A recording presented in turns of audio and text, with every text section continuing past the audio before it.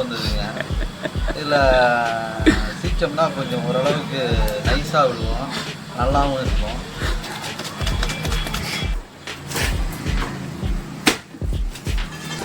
விறகு அடுப்பு பற்ற வச்சுக்கலாம்.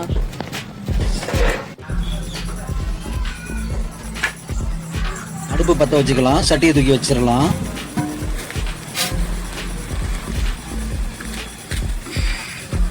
நாலு லிட்டர் ஆயில் ஊற்றுறோம். 20 கிலோ பிரியாணி ஆகுமா? அஸ்ஸலாமு அலைக்கும். 10 வருஷமாக பிரியாணி கடை வச்சுருக்கேன்.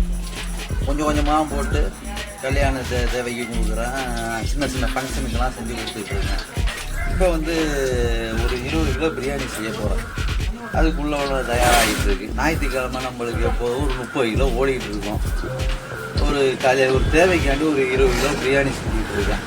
அதை பாருங்கள் வீடியோவில். 4 லிட்டர் ஆயில் ஊற்றியாச்சு. பட்டை, கிராமு, ஏலக்காய் எல்லாம் 30 கிராமு போடணும்.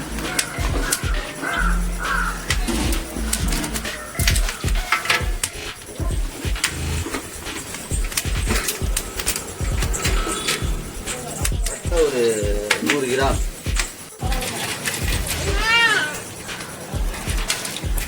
பட்டை கிராம் போட்டதையோட 20 கிலோ சிக்கன் பிரியாணிக்கு 8 கிலோ வெங்காயத்தை போடுவோம்.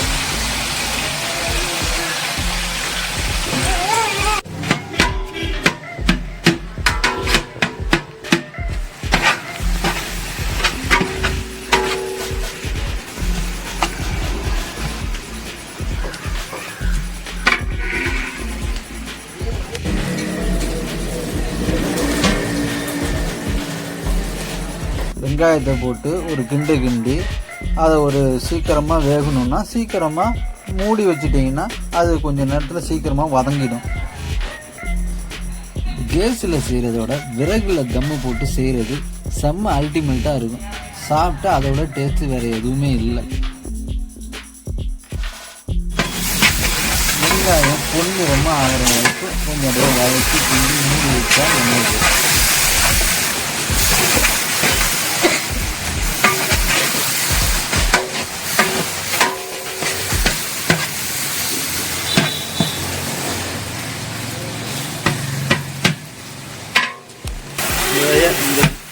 இந்த பதமா?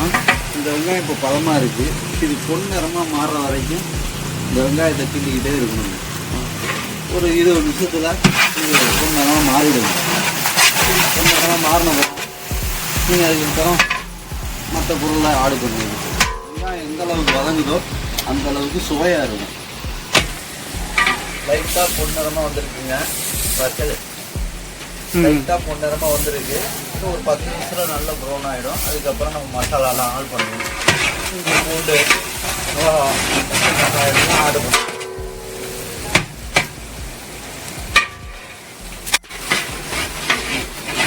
கரெக்டான லெவலில் வந்துருச்சு. மல்லிப்பூ நான் போடுறோம். ஒரு 4 கட்டு மல்லிப்பூ தான்.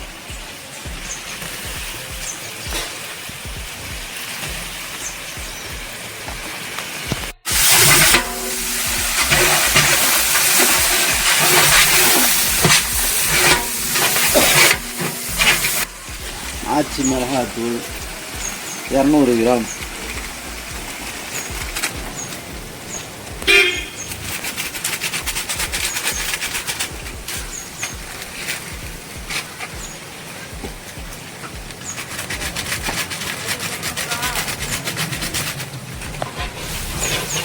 ஆச்சி மிளகாத்தூளை போட முடியல. இந்த நாட்டில் வந்து எந்த கலரும் இல்லாமல் அழகாக பிரியாணி கலரில் அழகாக வரும். மிளகாத்தூள் இந்த டைப்பில் போட்டால் பிரியாணி கலர் ஒரு இஞ்சி பூண்டு போட்டு போட்டுக்கலாம். 20 கிலோ பிரியாணிக்கு 4 கிலோ இஞ்சி பூண்டு.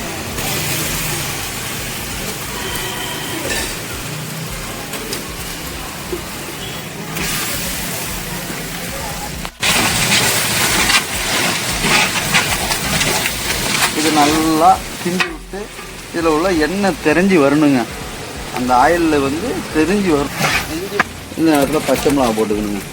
ஒரு 300 கிராம் பச்சை மிளகா போட்டுக்கணுங்க. டயத்தில் போடணும். 8 கிலோ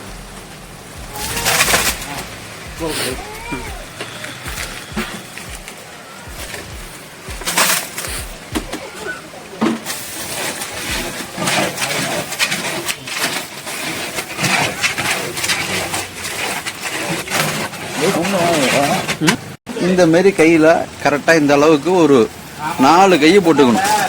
20 கிலோவுக்கு இல்லைன்னா எக்ஸ்ட்ரா போட்டுக்கலாம்.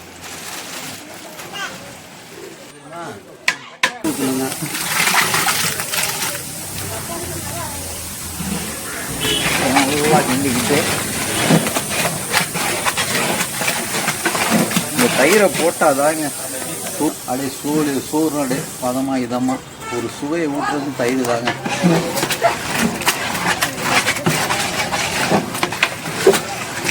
வருங்க தயிரை ஊற்றினோடனே அந்த பிரியாணி கலரை பாருங்க வேறு லெவலில் இருக்குது. மசாலாவோட கலரை பாருங்க வேறு லெவலில் இருக்குது.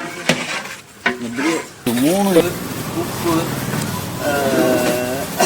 புளி உரப்பு எல்லாம் ஈவனாக இருக்கும். அதுக்கு தேவையான பழம் புளிப்பு கொஞ்சம் கம்மியாக இருக்குது. அதனால் எலுமிச்சம்பழம் ஒரு 4 எலுமிச்சம்பழம் 5 எலுமிச்சம்பழம் ஊற்றுறாங்க.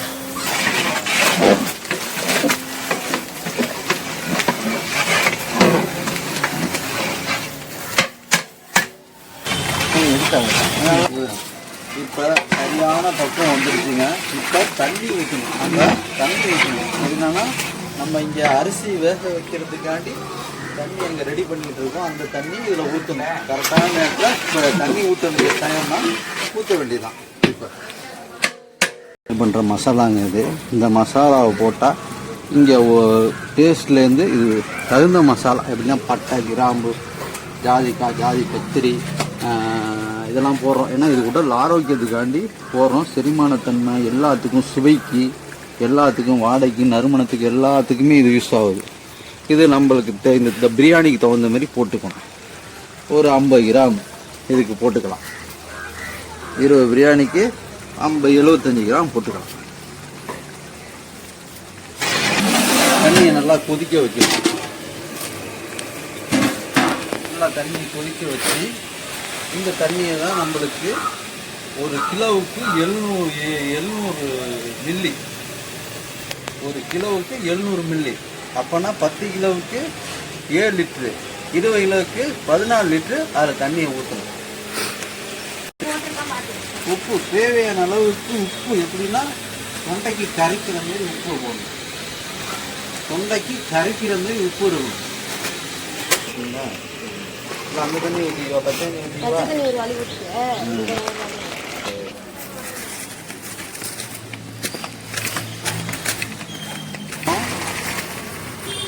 ஒரு 7 லிட்ரு கிண்டி விட்டுக்கணும். கிண்டி விட்டுட்டு இதில் உப்பு புளிப்பு உரப்பு எல்லாம் செக் பண்ணிக்கணும்.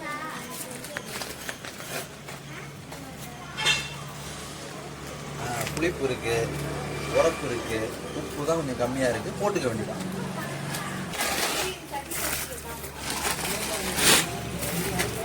இந்த உப்பு போடுறது வந்து தொண்டைக்கு கரைக்கிற மாதிரி இருக்குது. நம்மளுக்கு லைட்டாக நாக்கில் கரெக்டாக இருக்குது அந்த லெவலில் போட்டுக்கணும்.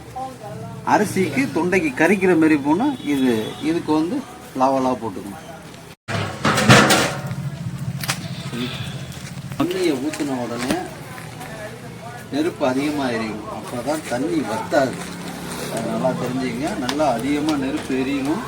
எரிக்கக்குள்ள தண்ணி வத்தாமல் இருக்கிறதுக்கு நம்ம வந்து நெருப்பு கொஞ்சம் அதிகமாக எரியணும்.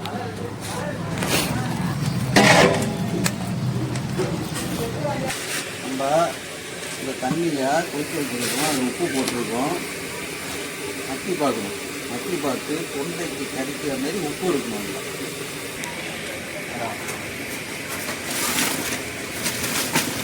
அதில் கொடுத்துங்க கையில் ஊற்றி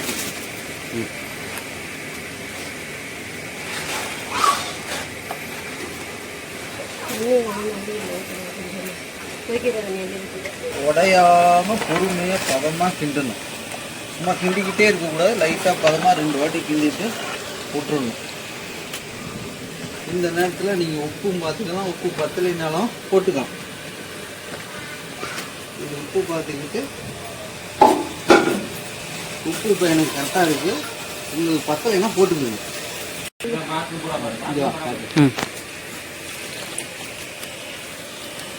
இந்த பதத்தை பாருங்க. இப்போ நம்ம எடுக்க வேண்டிய பதம் 1 இன்ச்சு நுனியில் வந்து லைட்டாக அப்படியே நுனி வந்துட்டாவே நம்ம பதத்தை கரெக்டாக எடுக்க வேண்டியதுதான்.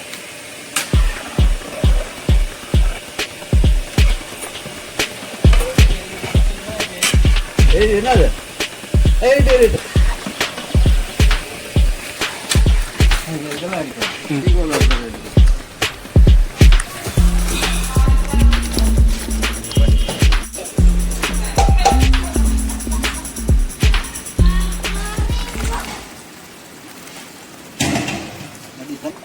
அரிசி கொட்ட வேண்டியட்டேன். அரிசி கொட்டிட வேண்டியது.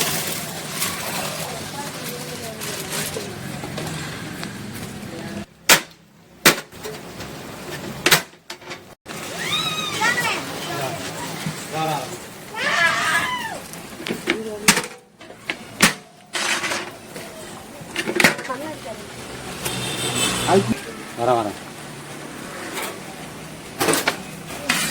எப்படிக்கணும்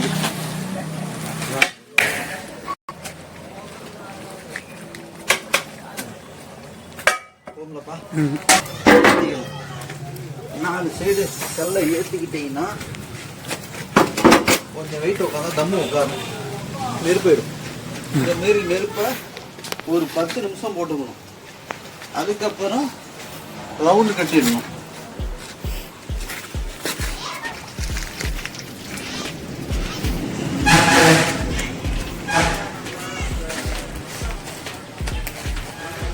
மணி பார்த்தியா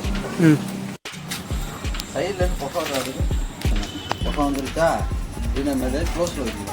சைட்லேருந்து புகை வந்துருக்கா இனிமேல் ரவுண்டு பார்த்து கட்டிடணும். ரவுண்டு பார்த்து கட்டிடணும்.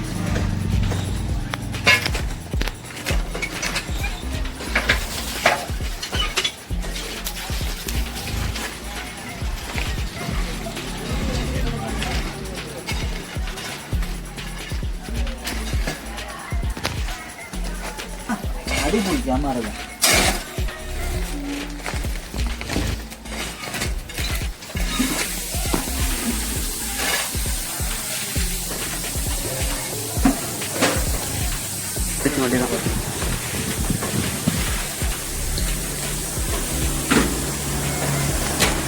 சொல்லணும் சரியான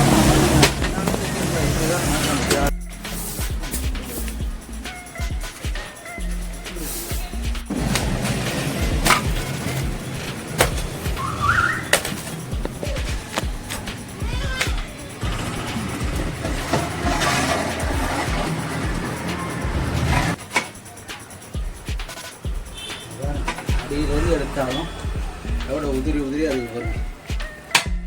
கொஞ்சம் வேணால் இது இல்லாமல் கறி பாருங்க, கறியை உடையாமல் இருக்குது பாருங்க, அழகாக இருக்குது லெக் பீஸ்லாம். இதுதான் இந்த பக்குவத்தில் செஞ்சீங்கன்னா அருமையாக அமையும். சொன்ன மாரி செஞ்சீங்கன்னா ஃபஸ்ட் கிளாஸாக இருக்கும்.